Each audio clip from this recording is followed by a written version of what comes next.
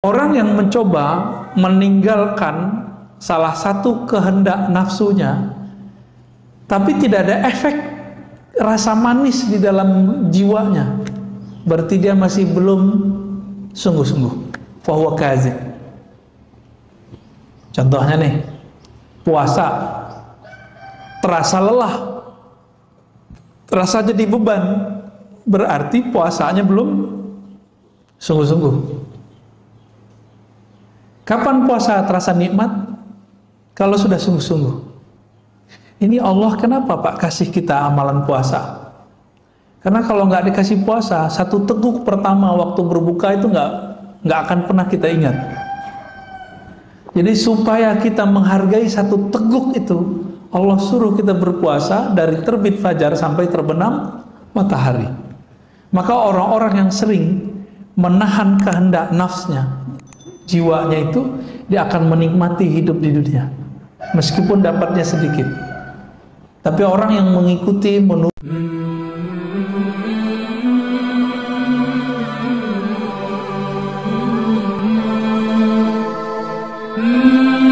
Bangun istanamu di surga bersama program Wakaf Surau Ribat Buaran. Ribat Nurani Hasyimiyah merupakan pusat kajian ilmu keislaman khususnya dalam bidang akidah, fikih, dan tasawuf yang juga menjadi tempat halaqah zikir. Didirikan dan diasuh oleh Abu Dr. Haji Ar-Razi Hashim M.Ahum dan menjadi sebuah yayasan secara resmi pada 18 November 2021.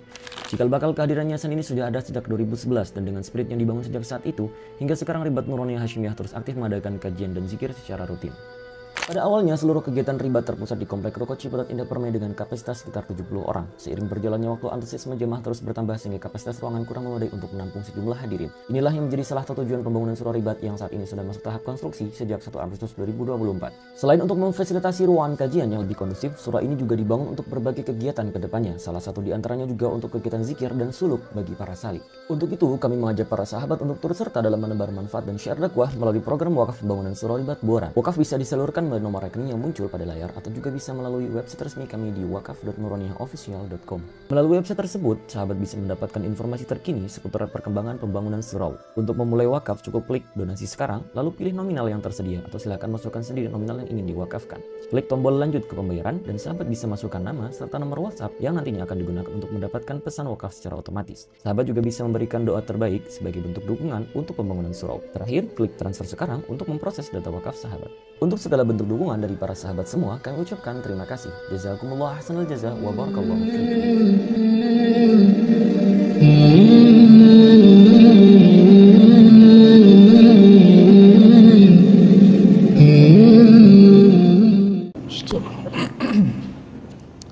Assalamualaikum warahmatullahi wabarakatuh. Alhamdulillah rabbil alamin. Hamdal hamidin, hamdal mustaghfirin, hamdan yuafi ni'amahu yukafi'u mazidah. Asyhadu an la ilaha illallah, asyhadu anna Muhammadan 'abduhu wa rasuluh. Allahumma salli wa sallim wa barik ala sayyidina Muhammad wa ala alihi wa ashabihi wa li baitihi wa dhurriyyatihi ajma'in. Salatu wassalamu alayka ya sayyidi ya Rasulullah. Baik Bapak Ibu Saudara karena Allah, alhamdulillah di pagi ini Allah masih izinkan kita untuk menikmati subuhnya. Subuh itu bukan untuk Allah, untuk kita juga ya. Kita masuk ke bab yang keempat dari kitab Hada'iq, judulnya Mukhalafatun Nafs. Secara harfiah, mukhalafah berarti menyelisihi, berbeda, atau kalau bahasa yang lebih kasarnya melawan. Ya, Allah. Itu disebut mukhalafah dari kata khalafa, ya. Khalafa yukhalifu mukhalafah, menyelisihi. Jam segini enaknya tidur atau ngaji, Pak? Kata si nafs. Tapi kalau si ruh maunya apa? Ngaji. Karena ruhnya sudah mulai bercahaya, maka Bapak Saudara yang melakukan Allah tahan duduk di masjid. Alhamdulillah Rabbil Alamin. Jam 3, jam 4 itu senangnya tidur atau di atas sajadah? Tidur juga ya, sepakat semua ya. Berarti punya nafsu emang. Apa beda nafsu dengan nafsu? Nafsu dalam bahasa Indonesia identik dengan yang buruk. Adapun dalam bahasa Arab, nafs itu lebih umum. Maka ada 7 tingkatan nafs yang masyhur. Sebenarnya tingkatannya sudah ada tambahannya jadi 10. Tapi yang masyhur apa yang pertama? An-nafs al-ammarah bisu. Nafs jiwa ammarah. Ammarah itu bukan amarah. Apa arti ammarah? Mubalaghah dari kata amir, yang memerintah.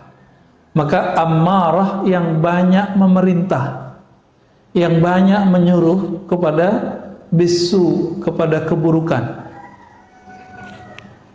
Al-Imam Abu Bakar Ar-Razi mengatakan, apa aja yang dia suruh? Pertama, asyahwah, mengikuti nafsu rendah. Yang kedua, ghadab, nah yang suka marah-marah, marah ke pasangan, marah ke anak, marah ke tetangga, marah ke satpam, marah ke siapa lagi? Tapi sekarang orang tiba-tiba marah aja ya. Lampu merah rusak, yang dia marahin presiden. Nggak nyambung, Pak. Ya itu mau urusan lain lagi kan. Ada masalah apa yang dia salahin, ya nggak nyambung. Jadi hari ini tuh yang penting marah aja. Nggak nyoblos, ya nggak nyoblos. Itu urusannya beda dengan masalah yang lain. Nah ini udah mulai panas lagi, Pak. Jadi benar juga kata seorang politisi itu, Indonesia bukan hanya banjir air, tapi banjir pilpres. Nah, nanti kalau 2019 yang dibawa tema-tema agama, nggak tahu nanti 2024 mungkin digabungan semua kali Pak, Allahu a'lam. Ya, agama jadi jualan politik. Wal kibr, sombong. Nah, kalau ada perasaan nih merasa lebih dikit aja dengan amal kita, berarti kita nafsu ammarah. Jadi nafsu ammarah itu bukan berarti orangnya maksiat terus, enggak. Mungkin dia sholat, tapi dalam batinnya itu ada perasaan sombong. Suka marah. Kalau dia seorang ustadz, maka majelis mimbar suci jadi nggak suci sama dia. Kenapa?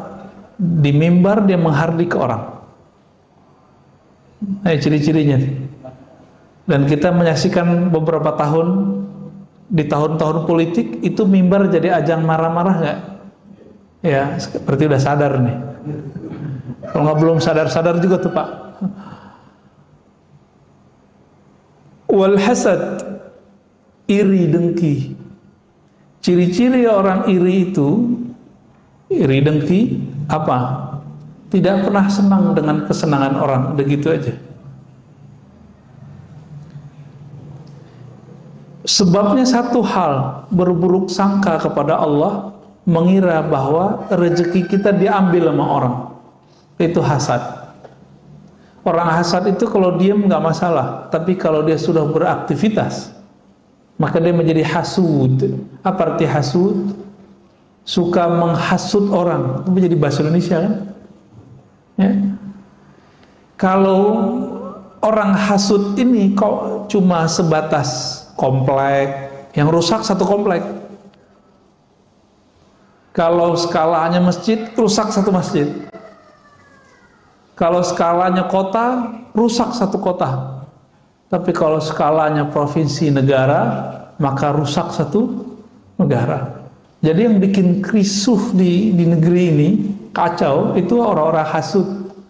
Bawa jubah agama, bawa jubah politik, bawa kepentingan masyarakat, atas nama umat, atas nama bangsa, negara, tapi kemudian di dalamnya ternyata ada hasad.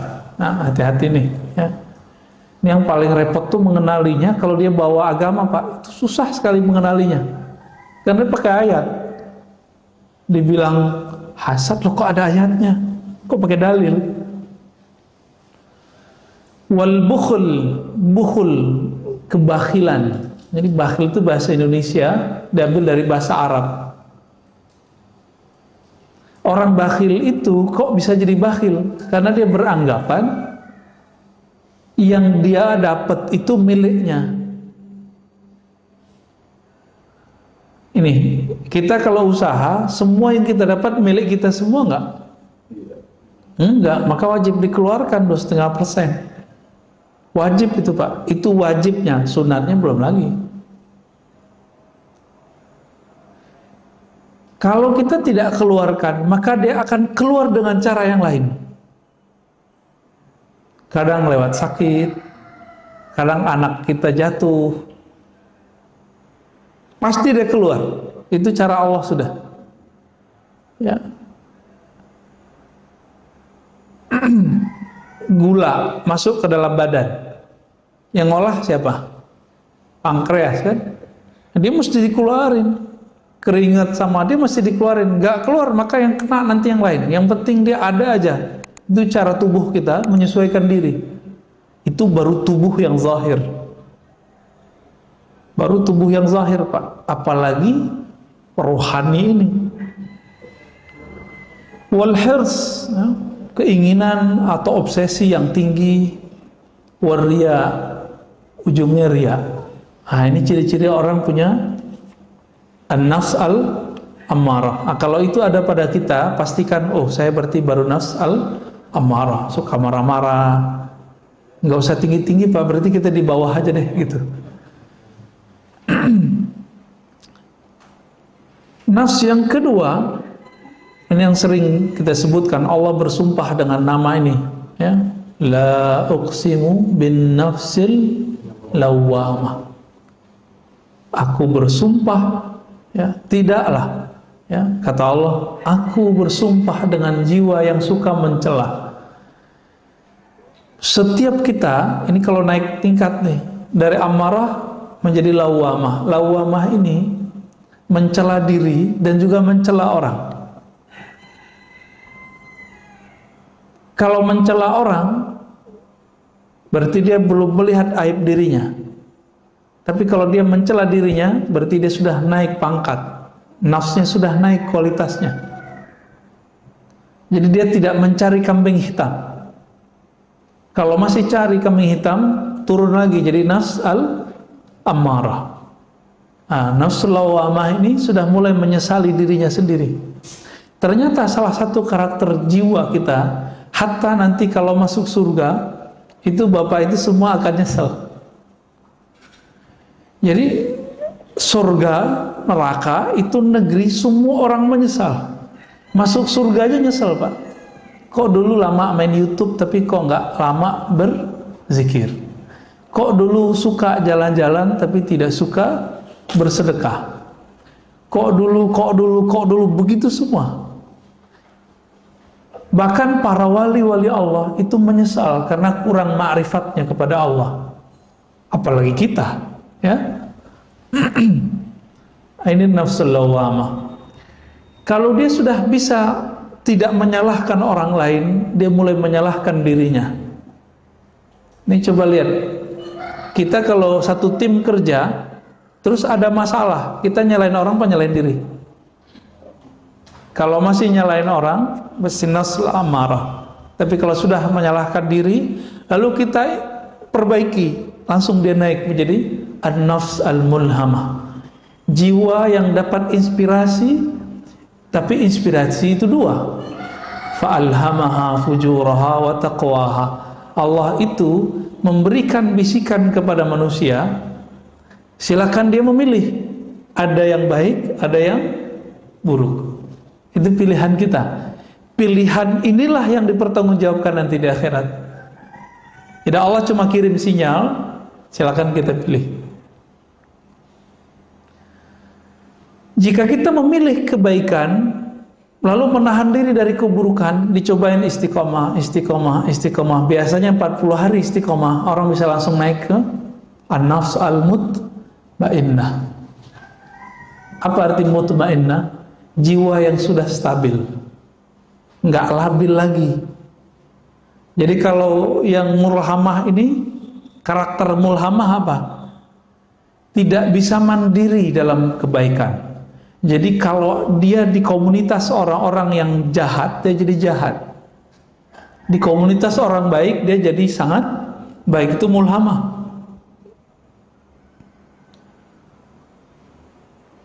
Kalau sudah bisa mandiri, istiqomah, dia sendiri, dia rame, karakternya tidak berubah. Dia tetap cenderung kepada yang baik. Berarti dia sudah naik menjadi mutmainnah. Nah, silakan dicek Pak, diri kita, badan kita, pikiran kita udah masuk kemana nih? Ya. Kalau nggak ada orang di rumah, sholatnya selama ketika ada orang nggak? Ketika sholat sunat di rumah itu sebanyak sholat sunat di masjid nggak? Gitu. Karena apa? Ketika orang itu sudah mandiri secara rohani, maka dia tidak bergantung dengan pengawasan orang. Yang dia butuhkan adalah merasa diawasi oleh Allah Subhanahu wa Ta'ala. Apa jalan pintas dari nafs ammarah biar langsung ke mutmainnah? Jalan pintasnya cuma satu. Ini yang dikatakan dalam surat Ar-Ra'd ayat 28 yang sering kita baca. Ala bidzikrillah tatmainnul qulub.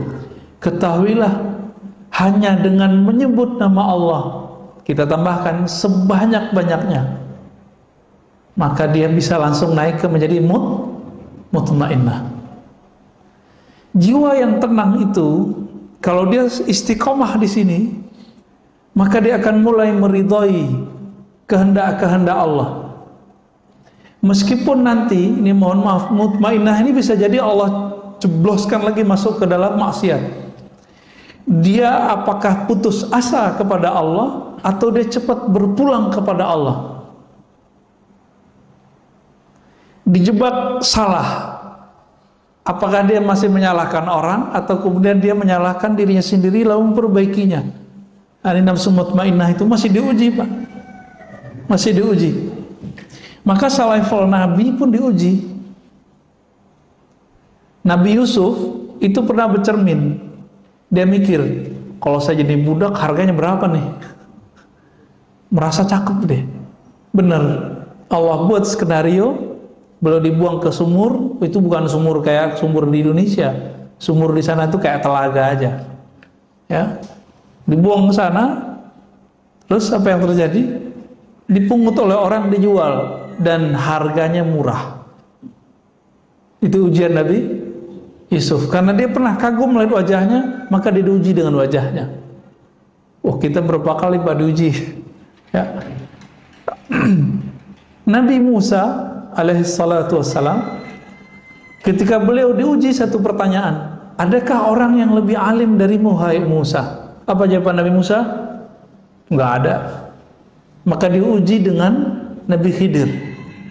Nabi Allah Khidir ini membuat satu perbuatan yang semua perbuatan itu diharamkan secara hukum oleh hukumnya Nabi Musa. Itu ujian paling berat Nabi Musa. Maka kita nanti akan diuji dengan apa yang kita suka. Nabi Ibrahim itu setelah punya anak, beliau kemudian merasa lega, oh alhamdulillah punya anak. Tiduran nih Pak, tiduran, molornya kelamaan, sehingga lewatlah waktu bermunajat kepada Allah. Disitulah kemudian Allah datang dan memberikan wahyu, anakmu sembelih. Dia nggak percaya, wah kayaknya halu nih ya. Besok begitu lagi, sampai 3 kali, baru kemudian dia mengiyakan dan dia mendatangkan anaknya, karena dia tahu dirinya Nabi. Mimpinya Nabi wahyu atau bukan? Ya, kalau bapak yang mimpi nggak wahyu ya, bapak mimpi nyembelih anak, itu nggak boleh diamalkan itu. Itu namanya sedeng itu ya. Nabi Ibrahim itu cuma diuji, kenapa? 80 tahun menunggu anak, dikasih anak, keasikan, kelelahan, lupa munajat. Itu sekelas Nabi Ibrahim diuji. Allah cemburu, kok di kolbu Nabi Ibrahim ini sudah mulai ada gangguan nih, kira-kira begitu. Tapi seorang nabi sebenarnya tidak akan terganggu. Allah uji saja. Diuji dengan apa? Anaknya suruh ambil, disembelih. Nah, ini agak ekstrim memang. Allah menguji Nabi Ibrahim itu agak sedikit keras. Kenapa? Karena Nabi Ibrahim akan diabadikan namanya dalam sholat kita. Allahumma salli ala Muhammad wa ala ali Muhammad kama sallaita ala Ibrahim wa ala ali Ibrahim. Boleh pakai Sayyidina, boleh tidak, ya. Kita abadikan terus Pak namanya. Maka tidak pantas seorang Nabi Ibrahim yang selalu disolawatkan, yang disebut namanya dalam salawat Nabi Muhammad SAW, lalu beliau lupa kepada Allah dan terganggu oleh anaknya. Anaknya Nabi bukan? Ternyata anaknya Nabi. Semua anaknya Nabi Ibrahim itu Nabi. Saya pernah cerita di beberapa tempat, atau baru satu tempat ya. Nabi Ibrahim itu kan yang kita tahu istrinya cuma 2, Siti Sarah, Siti Hajar. Siti Sarah itu dari kampungnya, Siti Hajar dari Mesir. Padahal ada yang ketiga, namanya Siti Konturah. Ini disebutkan dalam Tarikh Tabari, sejarah yang ditulis oleh Imam Tabari, pengarang tafsir. Dalam beberapa teks disebutkan Qaturah. Nah, kalau dalam bahasa Arab namanya Konturah. Anaknya ada 6. Ada namanya Madian, maka jadi kota Madian kan di Yaman. Ada Medan. Saya nggak tahu apakah itu Medannya Sumatera Utara. Cocok logi Batar, takutnya cocok logi. Namun ulama sejarah sepakat bahwa 6 anaknya ini menyebar bukan di Timur Tengah saja, tapi menyebar ke India dan Timur India. Negeri kita disebut dengan Timur India. Oleh orang Belanda dulu disebut dengan Hindia Timur, benar nggak? Semua anak-anaknya Nabi Nuh dulu itu nama anaknya menjadi nama wilayah dan kota di Timur Tengah. Begitu juga semua nama anak-anak Nabi Ibrahim yang 6 itu hampir semuanya menjadi nama kota. Jadi saya bukan cocok logi, ya, itu benar bahwa ada keturunan Nabi Ibrahim yang sampai ke negeri kita. Maka negeri kita ada yang disebut Medan, Maidan bahasa Arabnya. Di Arab sana juga ada Al-Maidan. Ya barangkali beliau hijrah, kan orang dulu berjalan kemana-mana. Bukan cocok logi juga ketika orang-orang Brahmana menyebut pemimpinnya dengan Brahmana. Jadi ahli sejarah, pakar genealogi namanya, itu mencoba melihat Brahmana ini kan bahasa Sanskerta, ya, bahasa Sanskerta Pak. Itu ulama kita ahli sejarah beda pendapat mana yang lebih tua. Bahasa Aramaik, Aramaik itu induknya bahasa Arab, induknya bahasa Ibrani. Itu Timur Tengah. Mana yang lebih tua bahasa Aramaik? Aramaik yang dulu dipakai oleh Nabi Idris, Nabi Nuh, Nabi Adam alaihissalatu wassalam. Sedangkan di India orang pakai bahasa Sanskerta. Tapi kebanyakan ahli sejarah mengatakan bahasa Sanskerta berasal juga dari Aramaik. Wallahu ta'ala alam. Ini masih satu rumpun. Walaupun sebagian orang mengatakan itu bahasa tertua. Dan bahasa kita banyak yang dari sana juga Pak. Banyak dari sana. Ya. Dulu sebelum negeri kini ada negeri Melayu, ya, kerajaan-kerajaan Melayu, kerajaan Majapahit, Sriwijaya. Tulisan-tulisan yang ada di prasasti itu kan tulisannya tulisan Palawa. Tulisan Palawa, Pak. Bahasanya Melayu. Udah bercampur, kalau di Jawa ada Kawi, ya, ada tulisan Hana Caraka, semuanya pengaruh dari sana. Maka ini besar kemungkinan memang itu namanya Sayyidah atau Siti Konturah. Itu melahirkan Bani Jawi, jika benar ungkapan ini ya. Jadi kita beruntung juga Pak, tapi hidungnya pesek-pesek ya. Ya emang begitu. Udah iklimnya kali, wallahu a'lam. Dan yang paling mengejutkan, saya sudah sering menyebutkan, zuriat Nabi terbanyak sekarang itu di negeri kita. keturunan Rasulullah paling banyak sekarang di negeri kita, baik keturunan Hasan ataupun keturunan Husain. Yang rapih pembukuannya itu keturunan Husain. Ada di jalan apa nih? Jalan besar depan ini apa namanya? Cimatubang. Itu ada Robitoh Alawiyah. Itu Husain, Pak. Nggak mesti Syiah loh ya. Itu kalau ada orang ngaku Habib, harus keluar suratnya dari sono bahwa dia benar nasabnya kepada Rasulullah dengan jalur Husain. Tapi kalau jalur Hasan banyak yang tidak tertulis, karena Sayyidina Hasan punya anak banyak sekali. Ya. Di Sumatera Barat dulu ada gelarnya Siti Nurbaya, itu kan gelar untuk keturunan Rasulullah Pak di sana. Siti. Di Makassar ada Andi. Di kita di sini di Pulau Jawa ada Raden, ya, Ajengan, apalagi Gus. Maka jangan sembarangan Pak ngasih nama gelar Gus, ya. Gus itu keturunan kiai. Kebanyakan kiai di Jawa itu campuran nikah dengan zuriat Rasulullah Sallallahu Alaihi Wasallam. Jadi jangan sembarangan ngasih nama Gus. Walaupun saya punya 1000 pesantren, saya nggak punya hak Pak. Kalau mbah saya bukan kiai, sama. Walaupun jenggot saya panjang, sorban saya tebal, pakai gamis kemana-mana, tidak akan berhak dipanggil Habib. Tapi jangan sedih dulu. Habib itu kan dua, ada Habib jisim jasmani nasab, ada Habib ruhani. Siapa Habib ruhani?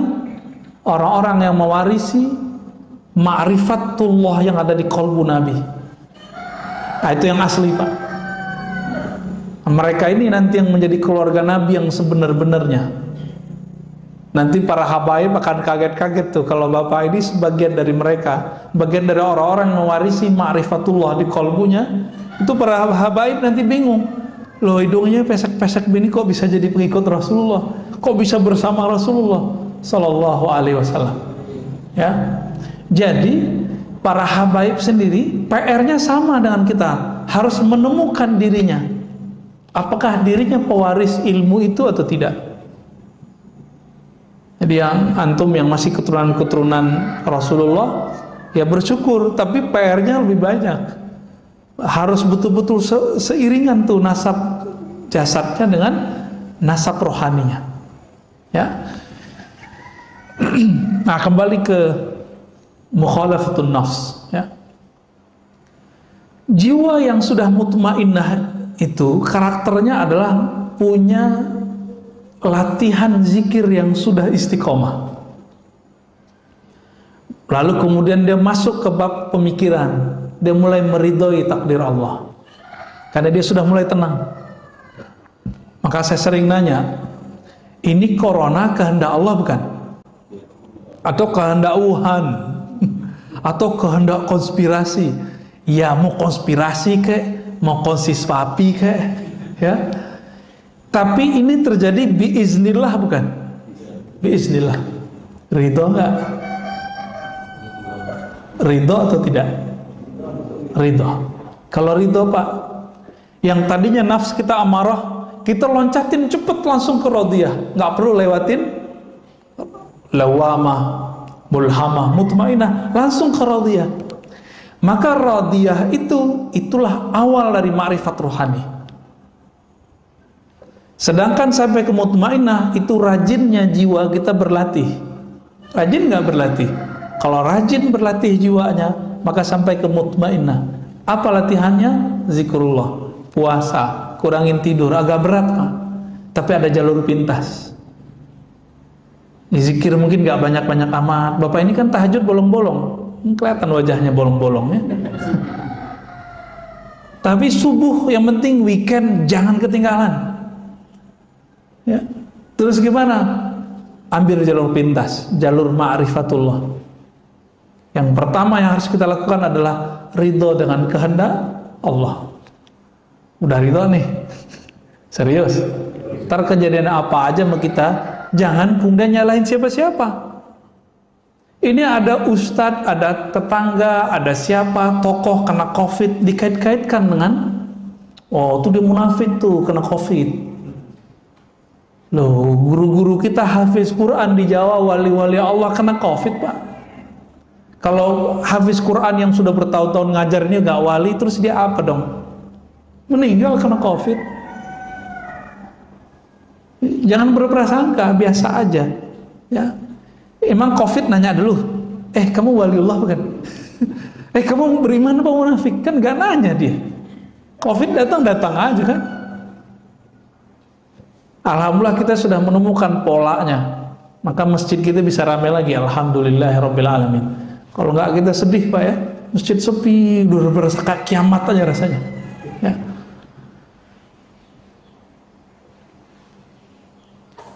Itu kalau sudah ridho, dan ini persepsinya kalau sudah konstan, saya ridho, suruh ridho dengan semua kehendak Allah. Allah pun nanti akan meridhoi kita. Nah, ini yang dikatakan dalam hadis qudsi, ana 'inda dhanni 'abdi. Aku berdasarkan persangkaan hambaku. Jika hambaku meridhoi kehendakku, aku akan ridhoi kehendaknya. Kalau Allah sudah ridho sama kita, mohon maaf, meskipun kita pemaksiat, Allah kalau sudah ridho, Allah selamatkan, Pak. Itu kelebihannya. Ya, tidak pernah menyalahkan orang, tidak apalagi menyalahkan Allah. Ini kan kesalahan kita kan, suka menyalahkan Allah, sering ngomong Allah nggak adil. Itu ulang lagi syahadatnya, Pak. Jadi siapa saja antum mengatakan, ya, Allah tidak adil, nah, ini bahaya. Ini orang seperti ini mesti diulang syahadatnya,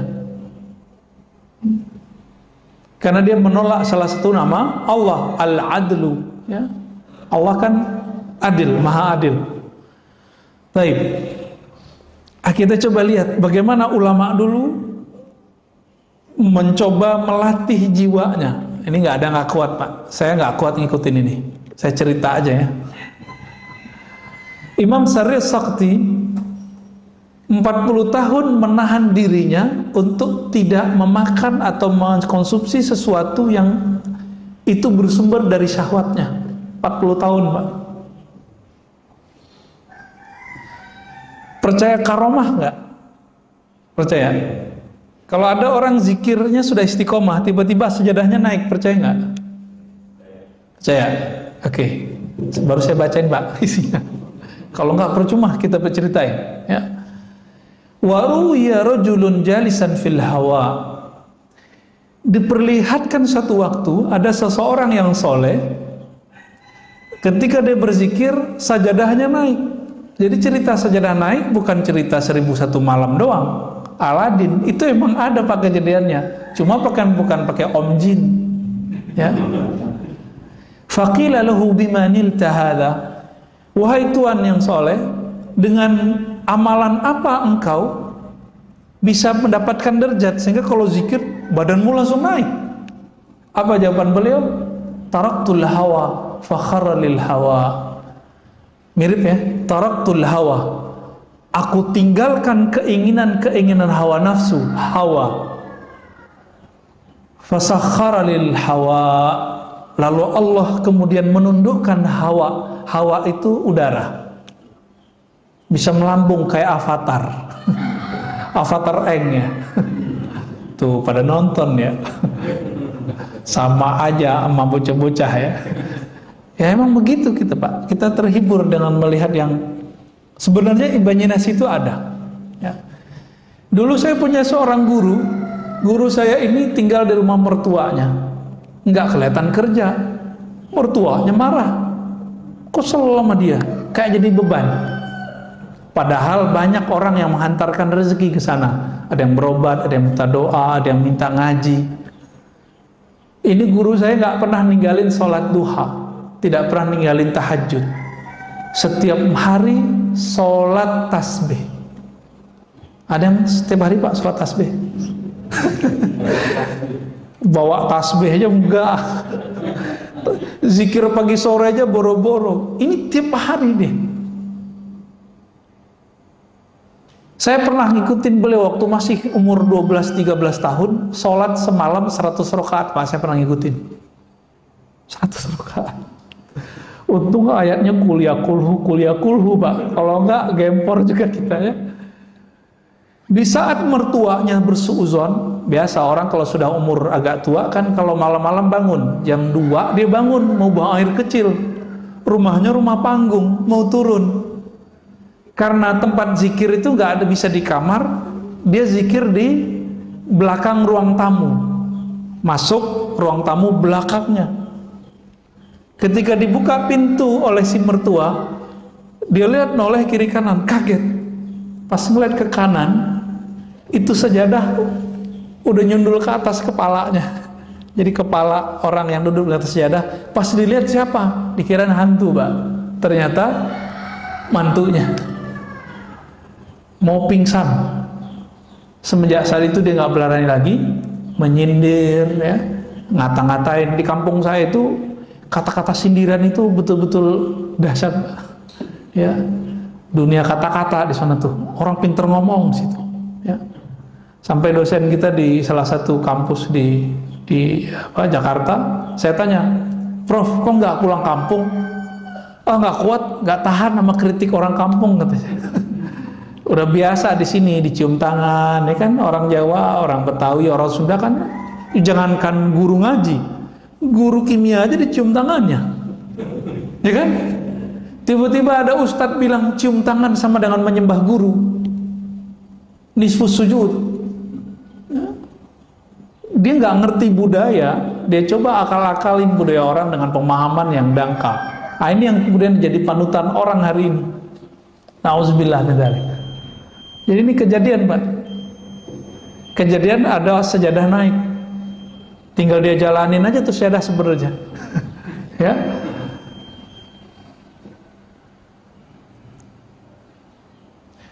Jadi ibadah paling tinggi apa? Bukan banyak sholat, Pak. Apa ibadah paling tinggi? Zikir enggak juga. Ibadah paling tinggi melawan hawa nafsu. Itu ibadah paling tinggi. Kalau sudah sanggup sampai ke sana, maka ruhnya kemudian merdeka. Jadi bagaimana cara memerdekakan ruh? Lawan hawa nafsu kita. Itu ibadah badan, ibadah jiwa. Tapi ada ibadah lain, yaitu ibadah ruh. Kalau ruh, ibadah tertingginya apa? Bermakrifat kepada Allah, mengenal Allah Subhanahu wa ta'ala. Itulah sebabnya kenapa orang ngaji satu bab ilmu itu lebih afdol daripada sholat 1000 rakaat. Karena bisa jadi yang sholat 1000 rakaat tidak mengenal Allah, sedangkan yang ngaji cuma satu bab membuat dia mengenal Allah. Ini nanti syuruk nih. Antum yang belum paham juga pasti sholat syuruk duluan, gak mau dengerin ngaji, tinggalin aja. Nanti coba kita lihat aja, Pak. Udah jelas ini lebih afdol dari 1000 rakaat, masih kejar 2 rakaat syuruk. Katanya Ustadz, itu haji dan umrah sempurna. Lah itu kan hadis nggak sahih. Yang sahih kan ini. Itu hadis paling tinggi cuma hasan li ghairihi. Nggak sampai Pak sahih. Tapi kita doyan, kita ini mohon maaf, terobsesi mengejar pahala. Lupa bahwa pahala tertinggi itu ada di ruh. Ruh kita, karakternya cuma satu aja. Dia suka mencari ilmu. Bapak kalau nggak ada ruhnya bercahaya ini nggak akan berani duduk lama di masjid. Pasti takut corona. Ya gak? Tapi karena ruhnya itu kuat, kita dibentengi Allah, Pak, tenang aja. Allah bentengi. Orang kalau nggak takut corona, apa yang terjadi? Karena hobi dengan nafsnya, rame Pak mall. Malam tadi saya kan belum sempat tidur kecuali di mobil nih tadi, karena ada yang nganter pulang. Tahu-tahu udah nyampe aja di rumah. Jam 3:30 ya. Jam 2:30 kita jalan dari Jakarta Timur dekat Bekasi, nyampe di rumah 3:30. Ya, itu aja tidur aja tadi tuh 1 jam ya, 1 jam kurang malah. Ketika saya tidak mengikuti gerakan ruh, saya malas loh Pak kesini. Kenapa? Mendingan tidur. Ya? Bangun istanamu di surga bersama program Wakaf Surau Ribat Buaran. Ribat Nurani Hasyimiyah merupakan pusat kajian ilmu keislaman khususnya dalam bidang akidah, fikih, dan tasawuf yang juga menjadi tempat halaqah zikir. Didirikan dan diasuh oleh Abu Dr. Haji Ar-Razi Hashim M.Ahum dan menjadi sebuah yayasan secara resmi pada 18 November 2021. Cikal bakal kehadiran yayasan ini sudah ada sejak 2011 dan dengan spirit yang dibangun sejak saat itu, hingga sekarang Ribat Nurani Hasyimiyah terus aktif mengadakan kajian dan zikir secara rutin. Pada awalnya, seluruh kegiatan Ribat terpusat di Komplek Ruko Ciputat Indah Permai dengan kapasitas sekitar 70 orang. Seiring berjalannya waktu, antusiasme jemaah terus bertambah sehingga kapasitas ruangan kurang memadai untuk menampung sejumlah hadirin. Inilah yang menjadi salah satu tujuan pembangunan Surau Ribat yang saat ini sudah masuk tahap konstruksi sejak 1 Agustus 2024. Selain untuk memfasilitasi ruangan kajian yang lebih kondusif, surau ini juga dibangun untuk berbagai kegiatan ke depannya. Salah satu di antaranya juga untuk kegiatan zikir dan suluk bagi para salik. Untuk itu, kami mengajak para sahabat untuk turut serta dalam menebar manfaat dan syiar dakwah melalui program wakaf pembangunan Surau Ribat Buaran. Wakaf bisa disalurkan melalui nomor rekening yang muncul pada layar atau juga bisa melalui website resmi kami di wakaf.nuraniyahofficial.com. Melalui website tersebut, sahabat bisa mendapatkan informasi terkini seputar perkembangan pembangunan surau. Untuk memulai wakaf, cukup klik donasi sekarang, lalu pilih nominal yang tersedia atau silakan masukkan sendiri nominal yang ingin diwakafkan. Klik tombol lanjut ke pembayaran dan sahabat bisa masukkan nama serta nomor WhatsApp yang nantinya akan digunakan untuk mendapatkan pesan wakaf secara otomatis. Sahabat juga bisa memberikan doa terbaik sebagai bentuk dukungan untuk pembangunan surau. Terakhir, klik transfer sekarang untuk memproses data wakaf sahabat. Untuk segala bentuk dukungan dari para sahabat semua, kami ucapkan terima kasih. Jazakumullah ahsanal jaza wa barakallahu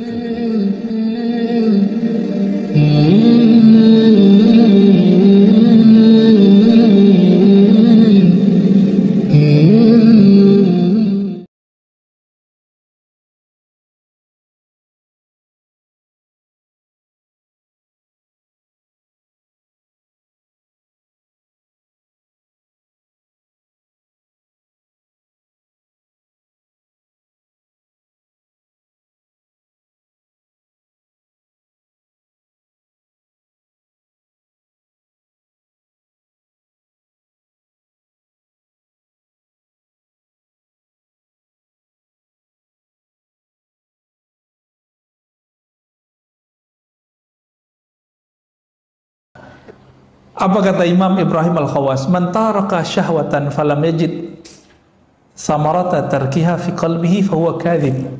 Nah, orang yang mencoba meninggalkan salah satu kehendak nafsunya tapi tidak ada efek rasa manis di dalam jiwanya, berarti dia masih belum sungguh-sungguh. Fahuwa kadhib.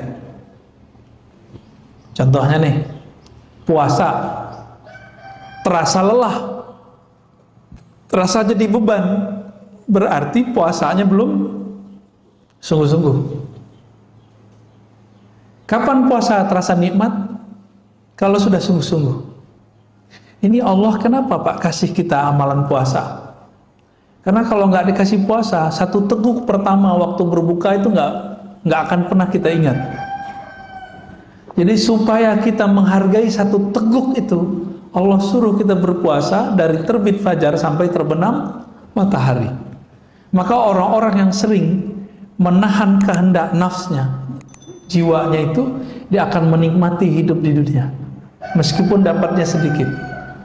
Tapi orang yang mengikuti, menuruti semua keinginannya, mau dikasih berapa aja nggak akan puas. Ya.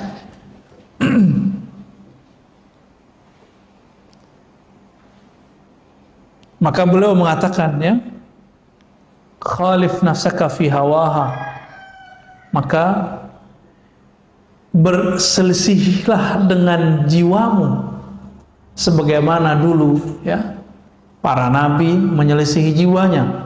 Jika tidak, maka seperti moyang kita, Nabi Adam itu tertarik mencicipi buah larangan itu kan karena hawa, bukan Siti Hawa, ya.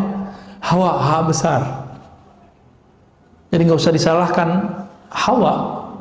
Itu memang Nabi Adamnya penasaran gitu. Tapi itu semua skenario, ya. Skenario kenapa? Sebelum itu terjadi, Allah sudah Allah sudah sounding kepada malaikat. Hai para malaikat, aku hendak menjadikan khalifah di muka bumi. Lalu dibuatlah skenario perseteruan antara setan, iblis dengan Nabi Adam. Jadi kita nggak perlu menyalahkan Nabi Adam seperti yang terjadi dalam agama-agama lain, ya. Nggak usah Pak, santai aja kita. Ya, kalau nggak begitu kita nggak akan tahu masjid hari ini. Ya, kalau nggak begitu kita nggak tahu apa nikmatnya tahajud. Nikmat nggak tahajud? Nikmat. Nah, kalau yang udah ngerasa nikmat tahajud, berarti udah berhasil meninggalkan nikmatnya tidur, syahwatnya tidur. Kurangi syahwatnya tidur, rasakan nikmatnya tahajud. Kurangi syahwat makan, rasakan nikmatnya makan. Ya, kalau zikir itu enaknya mata dipejamkan atau dibuka? Dipejamkan. Dibuka apa dipejamkan? Dipejamkan. Kenapa? Semakin saya membuka, maka terganggunya banyak, Pak. Nah, untuk menikmati pandangan batin, tutup mata sejenak. Gitu caranya, tekniknya ya. Banyak teknik-teknik dalam berzikir. Nah, di sini sangat banyak butuh-butuh beliau, ya. Dan beberapa udah saya sebutkan tadi. Dan beliau tutup dengan ayat ya ayyatuhan nafsul mutmainnah. Surat apa itu? Surah Al-Fajr bagian akhir. Wahai jiwa yang tenang, irji'i ila rabbiki radiyatan mardiyah. Langsung dapat undangan dari Allah. Pulanglah kamu ke sisi Rabbmu dengan rasa ridho dan diridhoi meskipun masih di dunia. Mereka yang disebut wali, Pak.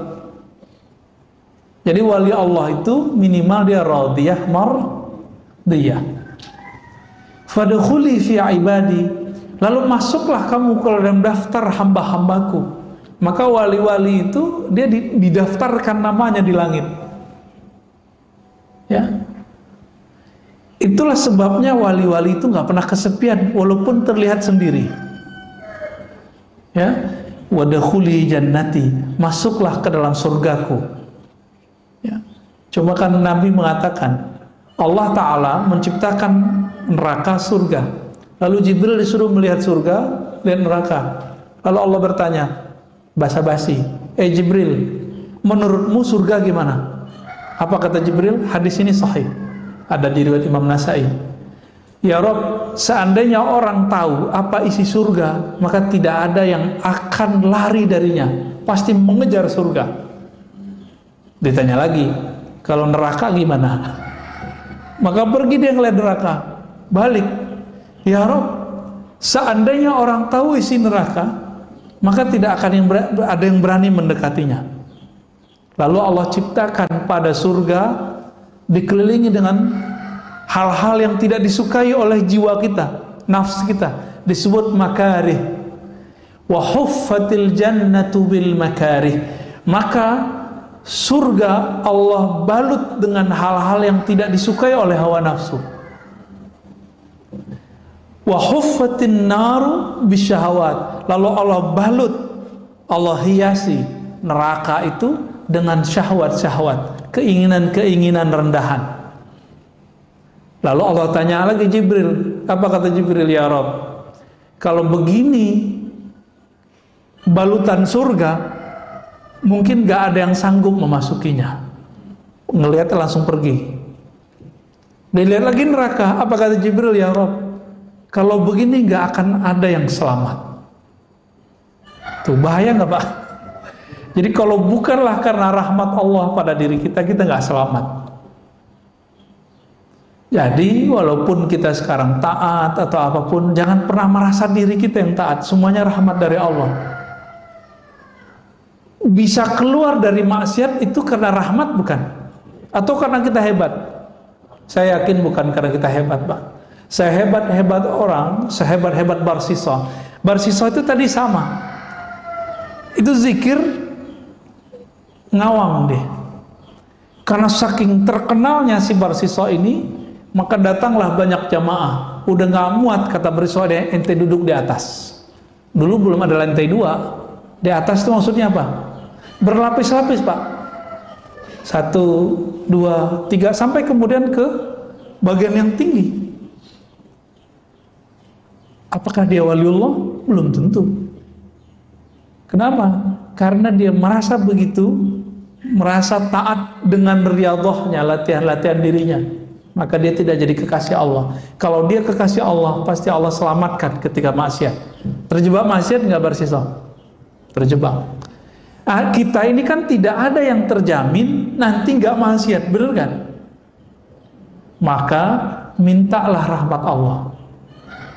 Maka Nabi berdoa, nih silakan diamalkan doa ini Pak. Allahumma rahamni bitarkil ma'asi. Ya Allah, rahmati aku, sayangi aku dengan meninggalkan maksiat. Setiap hari sekali aja baca doa ini. Allahumma irhamni bitarkil ma'asi. Kalau bukan karena rahmat Allah, kita nggak sanggup meninggalkan maksiat. Berarti bisa taat karena rahmat Allah juga. Inilah hakikat kalam Nabi. Tidaklah masuk surga seorang kamu kecuali dengan rahmat Allah. Ya. Alhamdulillah Rabbil Alamin. Kira-kira itu Bapak Surmakan Allah kajian kita. Ada yang mau didiskusikan?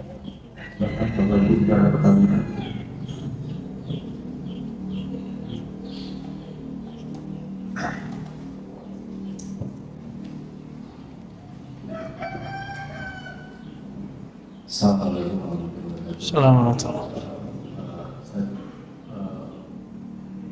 Kan ada istilah yang tahu wali itu adalah dia sendiri, wali sendiri.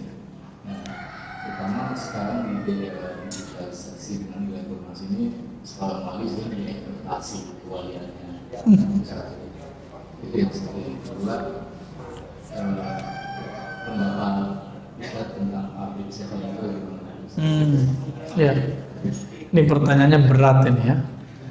Wali tidak mengetahui kecuali wali. Ini kita bagi dulu Pak. Jadi wali itu boleh dibagi tiga dalam hal dikenal atau tidak dikenal.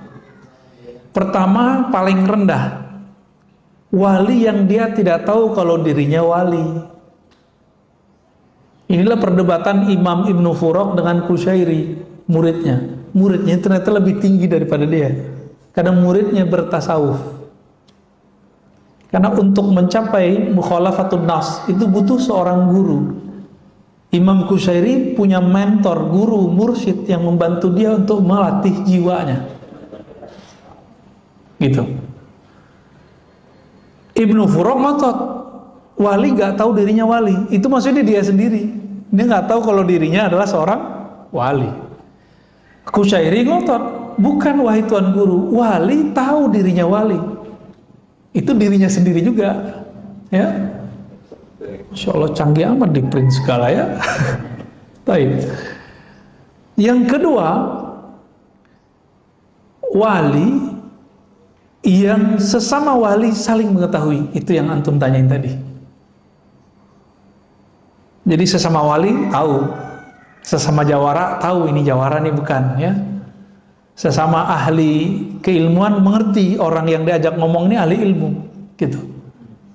Maka wali juga sama. Wali ini kan ukurannya bukan pada penampilan, tapi pada ma'rifatullah. Dia kenal Allah seberapa. Karena wali itu diartikan kekasih Allah. Ya kalau bahasa ininya pacarnya Allah, kita kira begitulah. Tapi kan Allah nggak pacaran Pak. Ini bahasa biar mudah aja ya. Orang kalau udah sayang dengan sesuatu, dia akan mengenal seluk-beluknya. Si wali itu sangat mengenal nama dan sifat Allah dan seluk-beluk seputar nama dan sifat Allah. Maka disebutlah dia wali. Jadi bukan karena keramat, ya, bukan karena banyak jamaah, bukan karena air doanya mustajab, bukan. Tapi karena dia mengenal nama dan sifat Allah Subhanahu wa ta'ala. Dan yang ketiga, wali yang dirinya tahu dia wali, tapi di luar sana tidak ada yang tahu dirinya wali kecuali Allah. Disebut dengan rijalul ghaib. Rijalul ghaib, udah rijal ghaib dia. Nah, wali-wali ini kalau ketahuan dia minta mati. Jadi kalau ada wali itu baru muncul mati, yaitu mungkin dia rijalul ghaib kali. Ya. Biasanya rijalul ghaib ini nggak punya murid, nggak ada muridnya Pak. Ya, urusan kolbunya dengan Allah Subhanahu wa ta'ala. Nah, bagaimana dengan ekspos kewalian hari ini? Nggak ada ekspos kewalian. Ya, ya nggak ada. Kalau ada orang ekspos wali, ya wali murid kali ya. Yang ada itu orang mengekspos keramat, mengekspos gaya-gaya kewalian. Bukan, wali gimana mau eksposnya?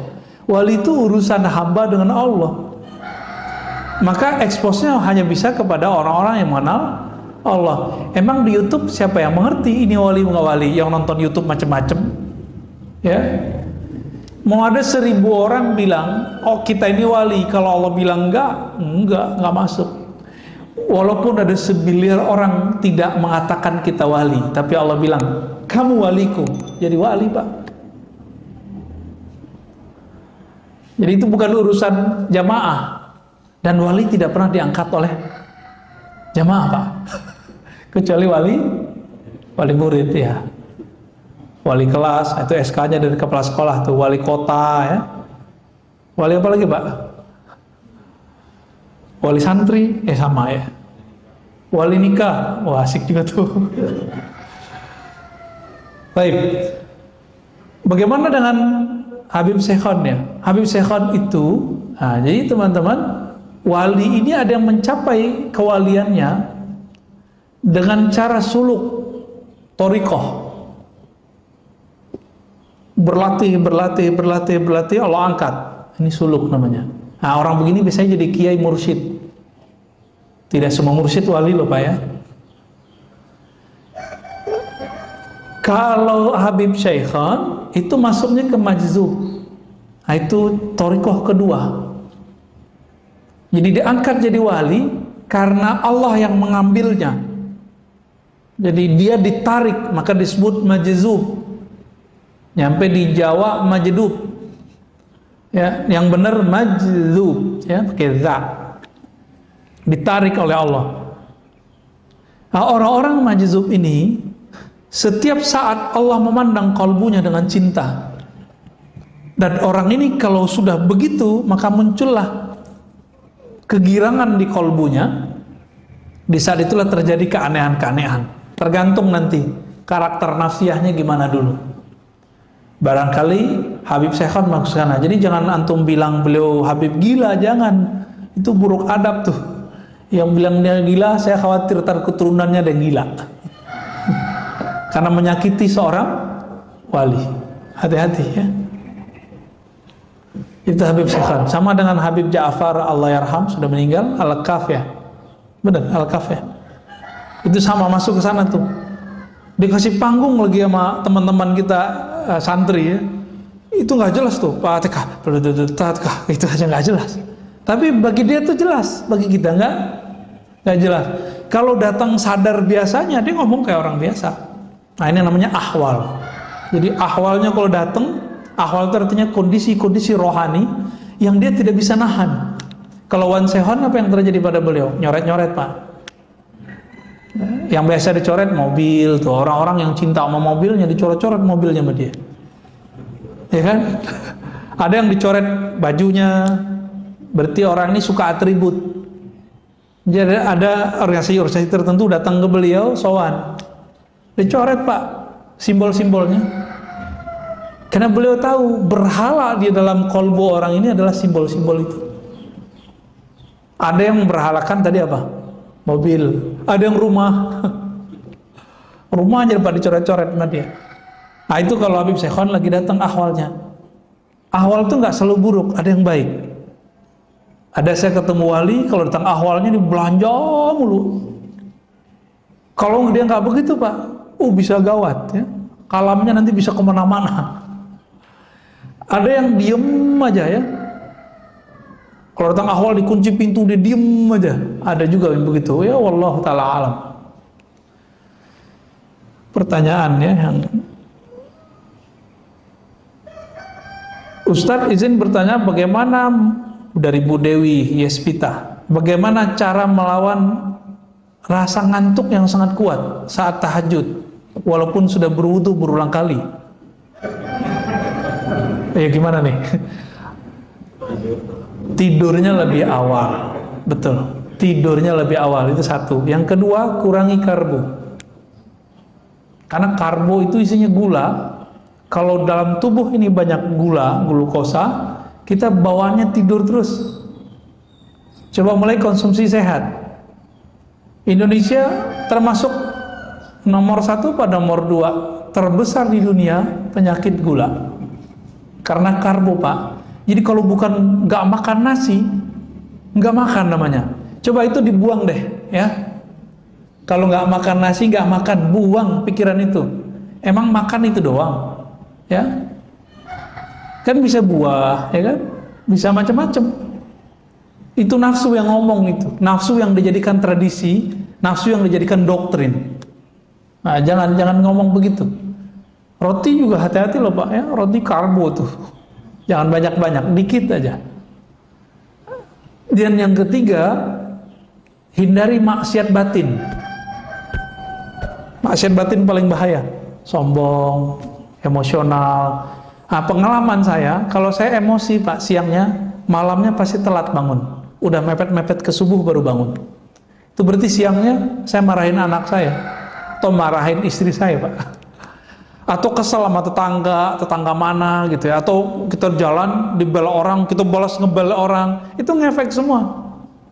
Bukan masalah ngebelnya, tapi di sininya nggak beres. Karena di sini nggak beres, ruh kita kelelahan. Karena dia kelelahan, jiwa kita juga kecapean, dia butuh rehat, tidurnya jadi panjang. Maka kalau ngantuk, tidur aja, jangan dipaksain tahajud. Nanti pas ruku baca Fatihah lagi, ya.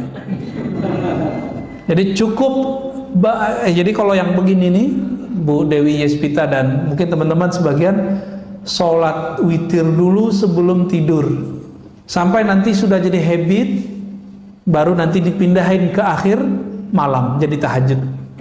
Ya, agama kita nggak saklek kok, fleksibel. Khawatir nih nggak bisa witir sebelum tidur, udah habis isya, setelah sholat sunat langsung witir, boleh. Salah satu guru saya namanya Syekh Ahmad Darwis, ahli hadis, habis isya dia langsung witir, tapi isyanya lama, Pak. Dia isya itu baca Quran 2 juz, 3 juz, kadang 5 juz. Langsung pada keok semua, ya. Jadi saya nungguin gitu, udah 3 juz, nggak selesai beliau. Ya, kalau kita juz alpukat, udah 1 juz tuh. Juz apa lagi? Juz mangga gitu ya. Apakah boleh sholat memejamkan mata karena rasanya bisa lebih khusyuk? Memejamkan mata tidak diatur dalam hadis Nabi, tidak juga dalam Al-Quran. Tapi masuk ke ranah fikih. Nah, ulama ahli fikih, karena mungkin ada kasus dulu di kalangan para santri, kalau dia pejamkan mata, lagi sujud nggak balik-balik, Pak. Itu kan kejadian di pesantren. Saya kan 15 tahun, Pak, tinggal di pesantren, belajar dan mengajar. Itu santri, kalau dia merem, sujud nggak balik-balik. Sujud aja, kita udah assalamualaikum, dia masih sujud. Hakon, Pak, ya. Kalau nggak percaya, kita lihat. Anak bapak jangan-jangan yang pesantren begitu juga. Atau jangan-jangan bapak-bapak ini pernah begitu. Ya, pernah ngantuk pas Ramadan tuh, subuh-subuh nggak balik-balik pas sujud. Ya, itu terjadi, ya. Jika memejamkan mata membuat tambah syahdu, tambah fokus, maka boleh memejamkan mata. Tapi jika memejamkan mata membuat pikiran kita kemana-mana, maka makruh. Itulah makruh hukumnya. Jadi jangan saklek. Yang paling lucu ada seorang syekh, ya, saya nggak usah sebutnya. Bagi dia memejam mata meniru agama lain. Padahal ada hadisnya. Ya, ada hadisnya Nabi kalau ngajarin zikir Sayyidina Ali, salah satu riwayatnya ghammid ainaik, pejamlah matamu, lalu bacalah nama Allah di kalbumu. Ada hadisnya. Jadi memejam mata itu bukan urusan menyerupai. Kita tahu hadis apa enggak, ya. Jadi boleh dengan syarat itu, makruh dengan syarat yang tadi, ya. Pak Ahmad Romli, dalam beberapa kondisi kita terkadang belum bisa berzikir secara fokus karena beberapa kesibukan sehari-hari. Apakah zikir hanya dengan lisan tanpa menghadirkan hati dapat bermanfaat? Ya, Orang sholat nggak khusyuk lebih afdol daripada nggak sholat. Enggak. Sepakat? Ada yang nggak sepakat? Orang zikir masih melayang-layang itu lebih utama daripada nggak zikir. Ibnu Athaillah itu berkali-kali ya, mengatakan, tetaplah zikir meskipun kamu masih lalai di qalbumu, karena siapa tahu nanti Allah akan turunkan kalimah di lisanmu jatuh ke dalam qalbumu. Kalau sudah jatuh ke qalbumu, Allah angkat derajatmu. Dari masuk ke qalbu, nanti Allah buat kita yaqzah, sadar. Sadar, hadir. Dibaca ini yang punya nama hadir terasa dalam diri kita.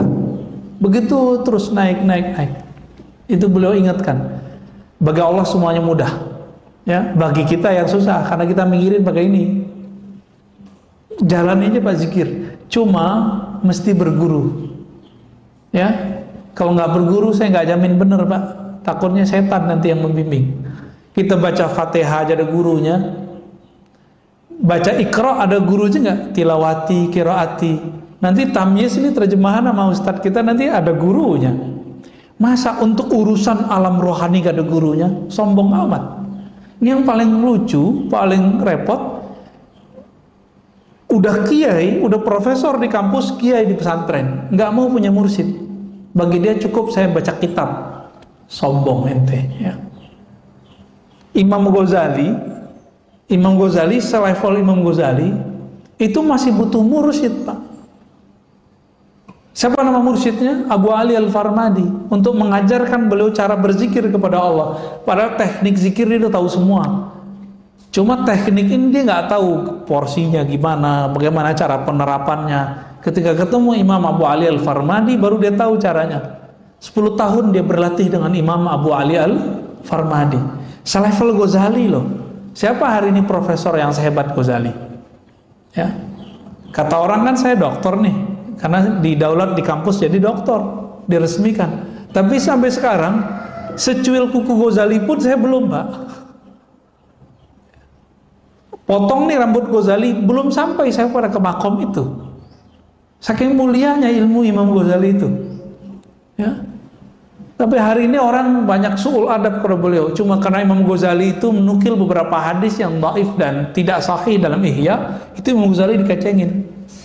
Ya, berani Pak, anak-anak muda baru tamat S1, baru gelar LC, SAG, sarjana alam gaib, ya. LC langsung ceramah, MA, doktor mending. Itu berani hari ini ngata-ngatain seorang Imam Ghazali. Dia nggak ngaca dia cuma ngikutin kata seorang fulan yang meneliti kitab Ghazali, dia kemudian ikut mengata-ngatai Imam Ghazali. Dia sendiri nggak meneliti kok. Saya 2006 masih S1 itu meneliti kitab Imam Ghazali itu. Ternyata nggak seperti yang diceritakan orang. Pas dia teliti nggak nyampe 100 hadis palsunya, nggak nyampe 50 bahkan, ada sumbernya semua. Cuma si pengarang-pengarang setelah beliau nggak ketemu riwayat itu, ketemulah 300 hadis tidak ada sumber. Pengarang Imam Iraqi, Imam Subki, tapi belakangan kan enggak. Ya. Jadi tetap zikir lisan meskipun tidak hadir hatinya. Coba cari guru nanti bimbing antum insyaallah.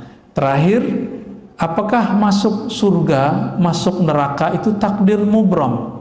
Mubram itu takdir yang tidak bisa dirubah. Enggak. Masuk surga, masuk neraka itu takdir mu'allaq, masih digantung oleh Allah, kehendak Allah. Tapi ingat, Allah punya hak yang unlimited, namanya jaiz. Kita kalau belajar sifat Allah ada yang wajib, ada yang mustahil, ada satu lagi Pak, jaiz. Jaiz ini meliputi semua nama-nama dan sifat Allah. Jadi Allah tidak ada yang boleh mensetirnya. Allah itu bebas. Nah, maka dikatakan dalam hadis yang Ibnu Mas'ud, ada orang beramal seperti amal ahli surga, tapi telah ditetapkan di sisi Allah dia beramal dengan ahli neraka, mati masuk neraka.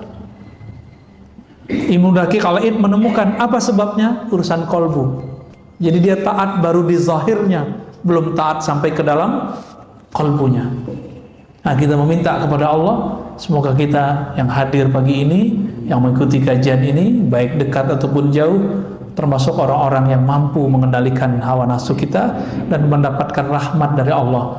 Pendosakah kita, taatkah kita, semoga rahmat itu selalu bersamai.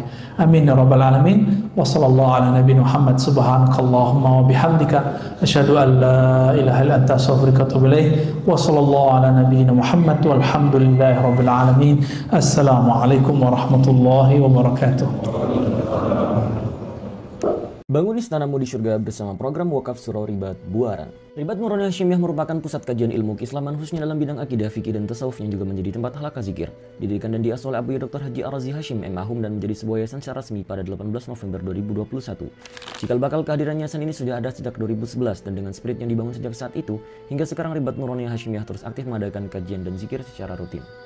Pada awalnya, seluruh kegiatan ribat terpusat di Komplek Ruko Ciputat Indah Permai dengan kapasitas sekitar 70 orang. Seiring berjalannya waktu, antusiasme jemaah terus bertambah sehingga kapasitas ruangan kurang memadai untuk menampung sejumlah hadirin. Inilah yang menjadi salah satu tujuan pembangunan surau ribat yang saat ini sudah masuk tahap konstruksi sejak 1 Agustus 2024. Selain untuk memfasilitasi ruangan kajian yang lebih kondusif, surau ini juga dibangun untuk berbagai kegiatan ke depannya. Salah satu di antaranya juga untuk kegiatan zikir dan suluk bagi para salik. Untuk itu, kami mengajak para sahabat untuk turut serta dalam menebar manfaat dan syiar dakwah melalui program wakaf pembangunan surau ribat Buaran. Wakaf bisa disalurkan melalui nomor rekening yang muncul pada layar atau juga bisa melalui website resmi kami di wakaf.nuroniyahofficial.com.